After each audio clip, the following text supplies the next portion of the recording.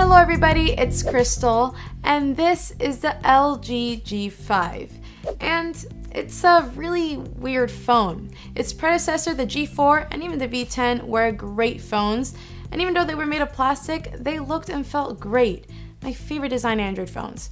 But then LG makes this. I'll be honest, I'm not the biggest fan of this design, but I do have to say it looks much better in person. So why does the G5 look so much different than LG's other G phones? Well, this one is made entirely out of metal, and I love metal phones. I love how they feel, but the G5 doesn't really feel like metal, and aesthetically it's a downgrade for me. You've probably heard the controversy by now about the LG G5's metal build.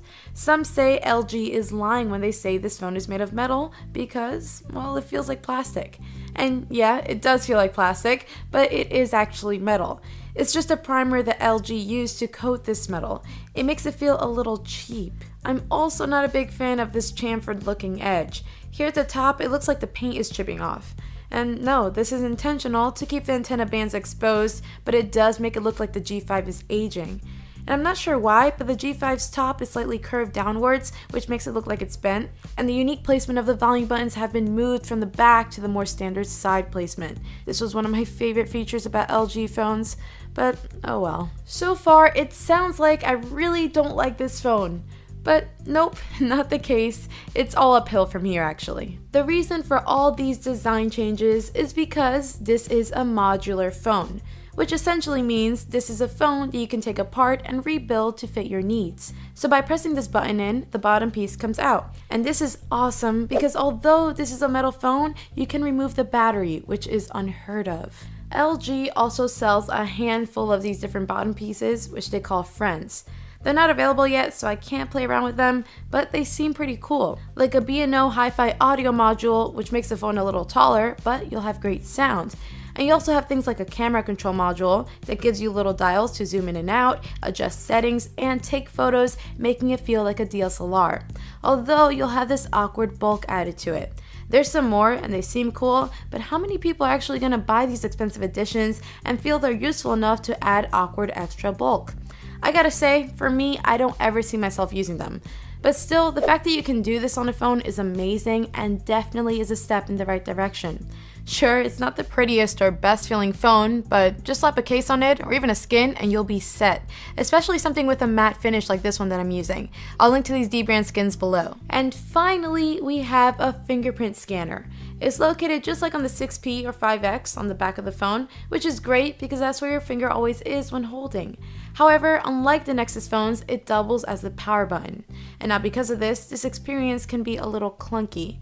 The fingerprint scanner begins reading your print before you even press the power button, which is great because it saves time and the scanner is super fast, one of the fastest on the market.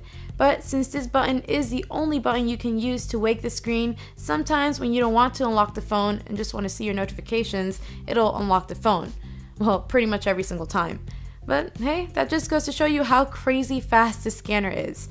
And a good workaround for this, and probably even a better option, is using tap to wake and tap to sleep to power your screen on and off. So when you unlock the G5, you'll be greeted by this beautiful 5.3-inch Quad HD IPS screen. So it's a little smaller than the last couple generations of LG G phones, just by 0.2 inches, but LG says this is a sweet spot. And it does feel good. Not too big so it's hard to handle, and not too small so you still view videos and pictures very well. That big top bezel could be the reason behind the small screen size, but colors are very nice and vibrant without being too saturated. And the whites are really great on this phone, almost pure white it seems. No, it's not AMOLED, so you can't take advantage of battery saving methods or alarm clock apps, but hey, it's still a fantastic screen and it's crazy sharp. And of course, you're going to have your typical spec sheet for a flagship phone in 2016. Snapdragon 820, Adreno 530, 4 gigs of RAM, and this thing just soars. It's incredibly fast. I did some Geekbench and Antutu benchmarks, so if you can, do this on the phone you have now and see where it ranks up. But apps open very fast, gaming is great, it's a very fast and pleasant experience overall, and the software is pretty nice too. Definitely my favorite so far from an LG phone. It's more toned down and clean, and yeah, you don't have an app drawer by default, but you can download an updated LG home launcher from their store or just install a third-party launcher like I did. I love the always-on display feature that displays the time and notifications that you have. It's actually much better than a notification light because you can see the exact type of notification you missed just at a glance. And like I said, the LG G5 does not have an AMOLED screen, so if you try to use this as a night clock in a dark room, it's still going to be pretty bright because the entire screen lights up, but I still love this feature. You have a speaker on the bottom, which is an unfortunate placement because you can easily cover it up while watching videos or playing games, and of course, the sound is pointed away from you. But the sound itself isn't too bad, and man, this thing does get loud. Next to that speaker, you'll find the USB Type-C charging port, which is a very welcomed addition. We have fast charging available, fast data transfer speeds, and of course, the cable is reversible. Unfortunately though, we do not have wireless charging here. Like all LG phones, we have an SD card slot, which is great for storing extra photos, videos, and music at a low cost. As for battery life though on the G5, it's not the best. We have an even smaller battery than last year's G4 at 2,800 milliamp hours. But remember, we have less power coming from a smaller screen, so really you'll get the same life out of this phone as last year's, around 3.5 hours of screen on time with moderate use. For me, that doesn't really last me all day, and I've had to charge this thing every day before the night ended. And that does kind of stink, but having removable batteries makes this easily forgivable. I was in California for a week, and just knowing that with that extra battery that I had in my purse, I could easily have up to 7 hours of screen on time every day, which was very reassuring. Now let's talk about the cameras on here. You have 3 cameras, and the LG V10 had 3 cameras too, 2 selfie cameras and 1 rear facing. But the G5 has the opposite, 2 rear cameras and 1 selfie camera. So we have a normal 16 megapixel sensor with a 1.8 aperture and a wide angle lens at a lower quality. In outdoors, this is where the G5's camera really shines. I have to say the LG G5 wins the award for best smartphone camera in outdoors. These photos are breathtaking. What really sticks out is how well the HDR does. There's never an overexposed or underexposed area. If you're shooting a subject in front of a bright sky, you should be confident that the G5 will pick up every detail in both the foreground and background. When switching to the wide-angle lens, shots get even more amazing, although the drop in quality is definitely noticeable. But still, even with this drop in quality, I still love these photos, and I usually end up using the wide-angle lens more than the standard lens. Even though the G5's camera is the best in outdoors, it's kind of a mixed bag when it comes to low-light shots. In one sense, it takes fantastic low-light shots with a great amount of detail, as long as you're shooting something with no moving subjects. And that 1.8 aperture really helps make a lot of light come through. But if you're trying to take a picture of anything that's moving, even the slightest bit, the shot will come out blurry, very blurry.